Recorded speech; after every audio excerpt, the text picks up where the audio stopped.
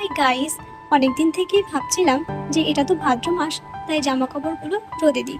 But শরীরে এতই আলসি যে আর হয়ে উঠছিল না। তো ফাইনালি আজকে ভেবেই ফেললাম যে না, এরকম অলসতা করলে হবে না, চলো আজকে সমস্ত জামা কাপড় এবং শাড়িগুলো রোদ দেওয়া যাক।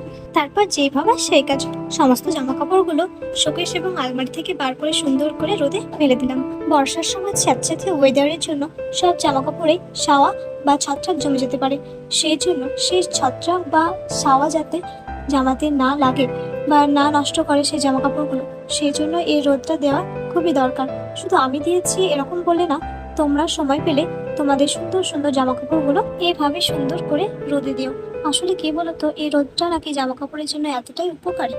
এই যে স্যাঁতস্যাঁতে ওয়েদার ছিল, যার ফলে জামা কাপড় স্যাঁতস্যাঁতে গন্ধ হয়ে যেতে পারে, তাছাড়াও আবার ছত্রাকও জমে যেতে পারে। এছাড়া এই মাসের রোদটা জামা কাপড়ের জন্য এতটাই উপকারী যে